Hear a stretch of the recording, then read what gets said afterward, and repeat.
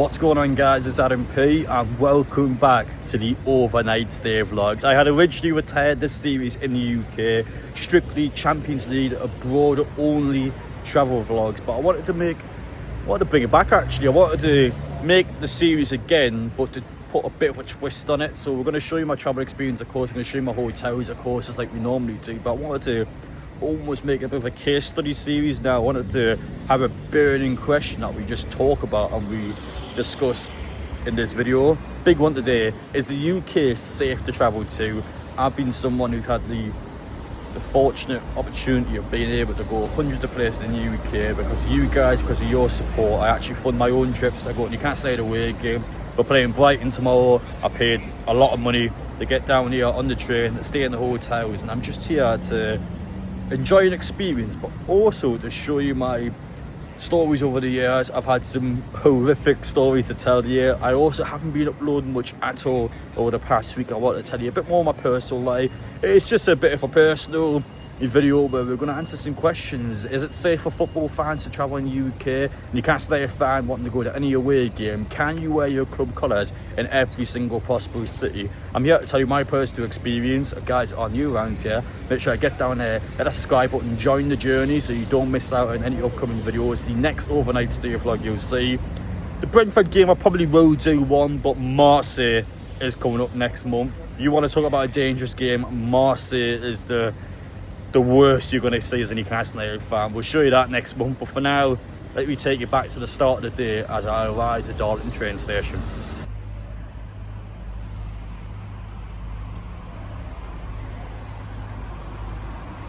The time is currently 10 in the morning. We're here at Darlington train station. I was in the area last night, so it was an easy stop for me to do. 2.5 hours from Darlington down to London. We then switch from London, so you go from King's Cross to St Pancras station, which is quite literally next door to King's Cross. And I'm going to Crawley today, which is about 30 to 40 minutes, I feel like, going down the line.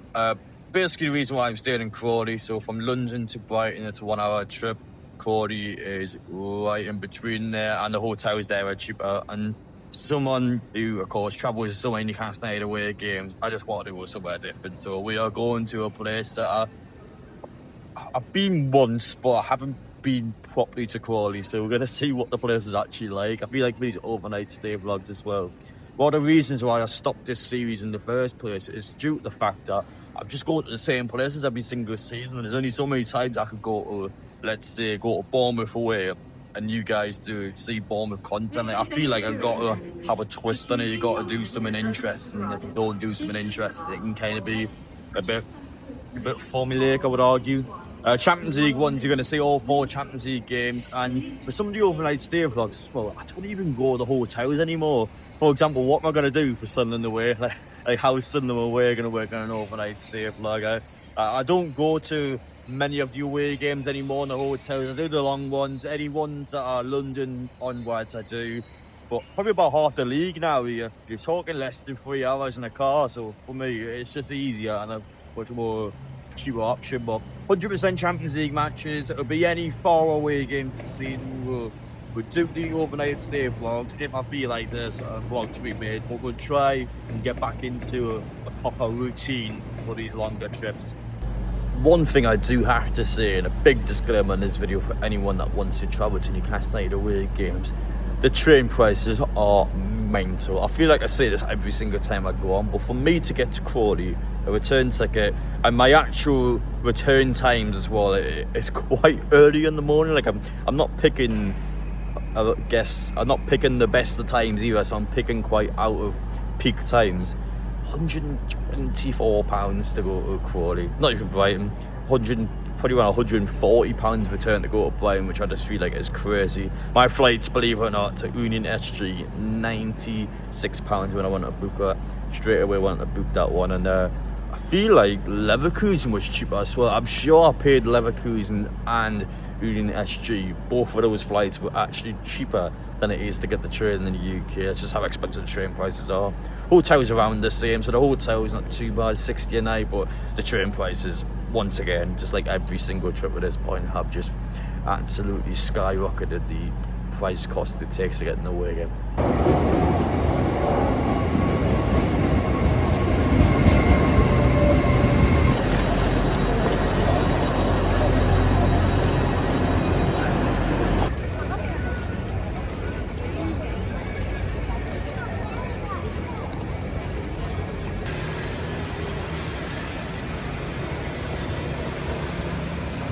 There we have it, just arrived in London, about to get on my second train inside St Pancras that would take me across to Crawley. May come across as an unpopular opinion at Newcastle fans, but I'm actually someone who likes London. I like coming down here on the train. It kind of is, you have to get the train to London, in my opinion. If you're doing coach, driving, you can probably imagine why Newcastle fans don't like it. And historically, London was always a place where Newcastle never ever won at before the takeover.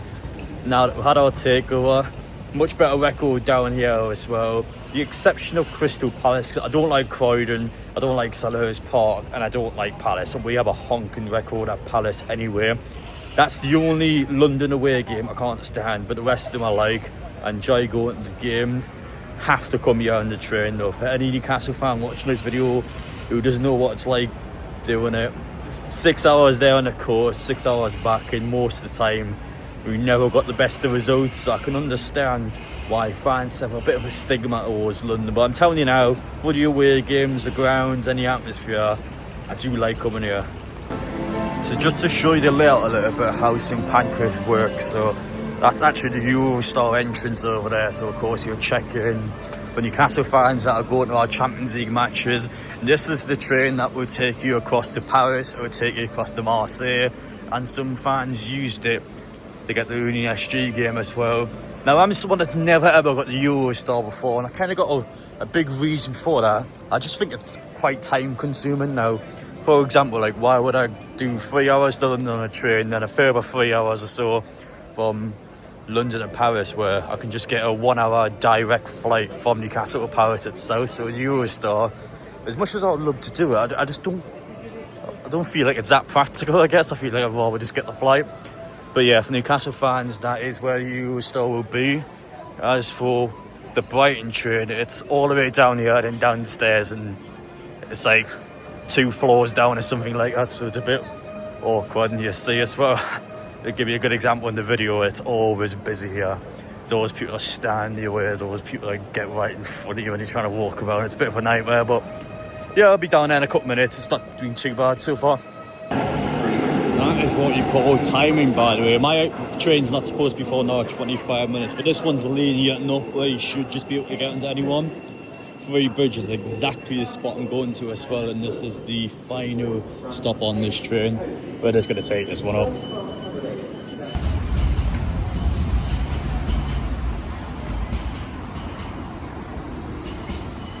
Just arrived into Crawley, and I wanted to add this segment in the video because over the past 7 days, I think I've uploaded 1 or 2 videos, which is quite rare for me. I tend to upload, not always daily, but definitely every 2 days I always upload my channel, so it's quite rare for me to take a break. And I wanted to briefly explain why. I said in my last video that I had quite a lot going on behind the scenes, which is true, but I was quite vague on the details. I didn't want to say much because it is quite personal to me, but I'll add a little bit of information now. So basically, someone that I know well, without seeing anything else, without giving anything away, but someone I know well was actually diagnosed with cancer last week, and I found out while I was on holiday. So you can probably imagine I'm not doing too great, but thankfully it's at a stage where it's like quite early on, so it's treatable. Everything is going to be okay, but it was just definitely a bit of a shock, and I just haven't been motivated making videos. And I'm not going to go into much more about it because you guys aren't here to listen to us, obviously. You guys are here, of course, for Newcastle United content, but I wanted to add this in because I feel like it is important for you guys to be fully aware that it is something that does happen now. As someone that makes YouTube videos, I've had the pleasure of meeting so many of you guys and meeting so many people in real life, and it is the amount of people that I know that have had cancers or unfortunately no longer with us, and lost a lot of good people, and it's something that is very real. So I feel like I just wanted to make sure, especially if you're any of our older subscribers watching this video, just make sure you actually get checked, make sure you take it seriously, because I feel like the easy thing to do is to not get checked because you don't want to think about it, you want to just get on with your life. But if you get to a stage where you find out about it later on when it's not treatable, then you just got a whole load of problems to get into. I think it's 1 in 3 people in the UK actually have cancer at some point in their lifetime, so it is real. It is something that's unfortunately true, but I'm personally all right. It's obviously just knocked me a little bit, which is why I haven't been uploaded. I just wanted to add this part in the video briefly because you guys just need to look after yourselves, and the last thing you want to do is to put yourself in a situation where you can't treat something like that. And I would always say, doesn't matter what background you have, how much money you have, you can't put a price on your health. And I think that's the message you should take away from this video.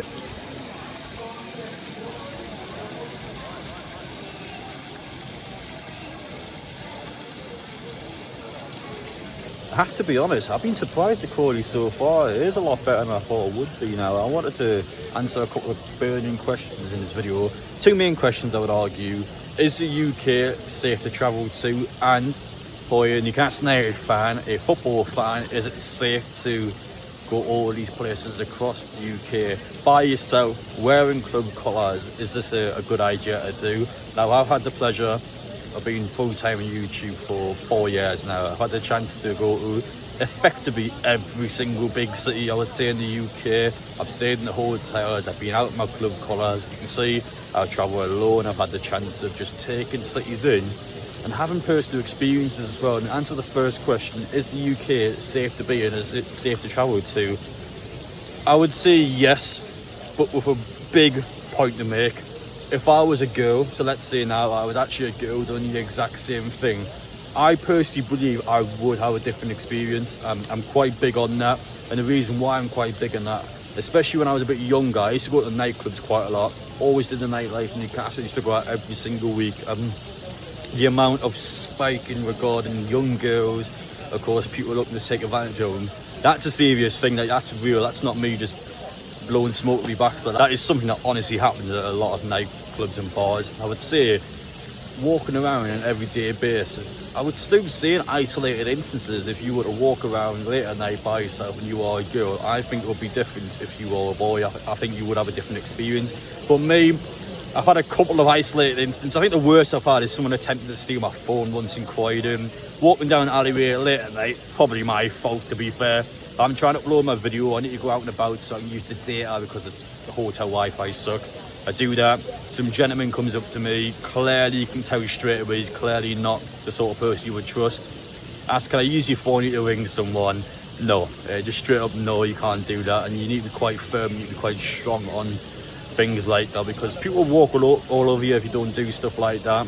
I'm quite big on it, but I would say other than that, I've not really had any bad experiences. In terms of being a football fan, going to places, do opposition fans, are they hostile towards you? Do they treat you like crap? I would say no for the most part, and especially now, if there's anyone watching this video that was going to matches in the 70s, 80s, my word, it is nothing like that. It is the majority of games you can go to, with the obvious exception, if you walk around Sunderland and Newcastle top, of course you're going to have a bad experience, but that's just common sense. I would argue Liverpool's a little dodgy for that. Local Liverpool fans, local Everton fans, I don't know what it is with the Scousers, but they're horrible. Some of them are horrible anyway. I don't want to try and just target a group, but I've not really had great experiences with locals in Liverpool. They always are a bit hostile. They always definitely watch out for Liverpool. You'll walk around there in your club colours.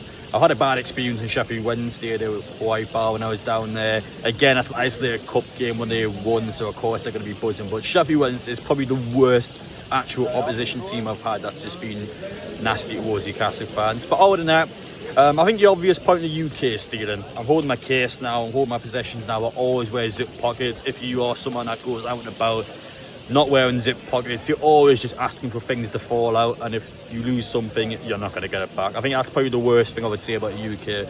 Definitely stealing. I think there's a lot of opportunities in this country, and if you are a girl watching this video wanting to do solo travelling like me, I think you do have to take more precautions, is my personal opinion after travelling for so long. As for the rooms, I decided to stay in a travel lodge now. I've had incredibly mixed experiences with a travel lodge over the years, and you guys seem to enjoy it when I have a bad time. So for the sake of some of the overnight stay vlogs, I purposely do book a travel lodge because there's just that many in the country where it's intriguing to see whether or not I think it's actually a good hotel brand. I think it's okay. I think it's heavily subjective on which hotel you go to, what the room is like, what the service is like. Now, I have to be honest, before we talk about the room itself, the receptionist downstairs, probably one of the best I've actually ever seen in any hotel. It must be quiet in Croydon this weekend because I was offered straight away, would I like a room high floor, low floors in, offer the chance, do I want a better window view, do I want to be closer to the front door? Asking all sorts of questions on the exact room that I want, which I've never had in any hotel really. And just the actual presentation. How the hell are you working at a travel lodge, Luke? Because you're the better receptionist than I've seen in the largest majority of hotels. As for the room though, nothing standing out straight away to be bad. And especially for any London travel lodges you've been in, the plastic chairs is just my nightmare. I've seen the plastic crappy chairs over the years, they're horrible to sit in. These ones are far better. And I actually like the colours in the travel lodge room anyway. I just feel like it looks a lot better than our hotels. As for the window view, not a great one. The car parking sale of graffiti in the windows. Now again, I was asked if I wanted a good window view. I thought I wasn't fussed. I can't complain about that. That's exactly what I asked for. As for down here, we'll have a look at the travel lodge menu because I'm a bit intrigued now. I think the prices are mental. I do have to be honest. Like £12 for a cheeseburger. Now, I know someone well who worked at a travel lodge back in the northeast. Like the products aren't fresh. They're not great standard and they're charging restaurant prices. But again, you kind of expect that in hotel rooms. I just wouldn't eat the food or drink in a travel lodge. Fan down there, of course, if I need it, which we won't because it's not the summer. Little TV up there. I tend to like watching the game shows, put a bit of the chase on, you can't go wrong. Who Wants to Be a Millionaire? What an absolute banger of a TV show that is. Bathroom, in terms of a travel lodge, it's kind of what you expect. And I had to say, the room looks decent. I get what I paid for.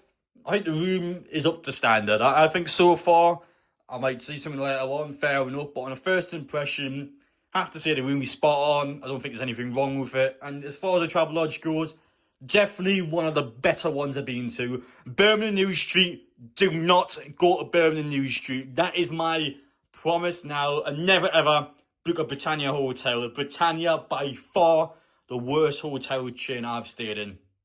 Well, that is it for the overnight stay vlog. Just me talking about my travel experiences over the years, dangerous moments I personally had, and just a chance to go around Crawley, a place I haven't properly been to before, ahead of a Brighton match tomorrow, and a couple of stats to tell you about Newcastle United. Every single away match this season, we have drawn 0-0, have not scored a goal, but we haven't conceded a goal either, so it's frustratingly good from Newcastle. It's so frustrating because if you scored goals in there, you've had an unbelievably good away form this season. And the second fact, we have never ever won at Brighton in the Premier League. We've beaten once at home. We've never won against them at the Amex in the Premier League. Our last win against them away, of course, was the 2-1 win in the Championship, which was the decisive win that ended up getting us the title in the end. Hopefully that changes tomorrow. Knowing our luck, 4 back-to-back 0-0s. Surely it can't be 4 back-to-back 0-0s. That would be astonishing if that happened. But one of our stadiums that have got a horrible bogey record at, we need to start winning these games. We just need to be able to get this win over Brighton just to be able to kick on, because it's a team that hasn't started the season that well. It's winnable, 100% it's winnable, and we actually had quite good form going into the international break. 2 very good games against Union SG and Nottingham Forest. Problem being, has that momentum been stunted by the break? I hope not. I want to see Nick Waltemore do well again tomorrow. I've been enjoying him a lot this season. I think he's been the brightest spark in Newcastle's team this season, because again, it's just been a bit of a frustrating one. I actually think collectively this season so far has been good. It's just almost like we should be doing better. I think Newcastle could have easily been doing better, and that's the annoying part about it, because I think Newcastle easily could be around top 5, 100%. In terms of the games, I think almost all of them have been winnable. I think Arsenal's the only game really looked at and deserved to lose. Every single game you could have argued Newcastle should have won. But it is what it is. Go again against Brighton tomorrow. In terms of this video, I hope you enjoyed hearing a bit of experiences as well. Of course, we'll bring for next week. Any burning questions, you got any questions at all you want to know about me, travelling away games, experiences as a Newcastle United fan, going away games, you got any case study questions or anything you want to know, please do let me know, because I love to go into a lot of detail about it, and I love to be able to show and to be able to explain to you guys my personal experiences over the years, and just to hopefully help Newcastle fans out that may not be able to travel as many games or just don't stay over. and cities, because especially in the UK at the minute, without going into politics, without going into anything outside of football, there are a lot of questions, aren't there? There always are a lot of questions, and they give you a good example as well. Aston Villa, even yesterday in UEFA competitions, actually outright banned the away team from turning up to the stadium. Of course, Israel club, the Israel fans are not allowed to go to Villa Park, which has got quite a big reaction on social media, will be a light way of putting it. But again, even that, not relevant to Newcastle United, so I'm not going to go into anything more in this video, but even that sparked a whole lot of interest in the footballing world. So what do you guys want to know about Newcastle United? Let me know down below. And of course, for Brentford next week, I'll happily answer the question. I'm happy to go into another case study. And hopefully you guys enjoy this new variation of the overnight stay vlogs now. I always want to be trying to change my videos. So I feel like, especially overnight stay vlogs, when you got a phobia, when you're doing the same things week in and week out.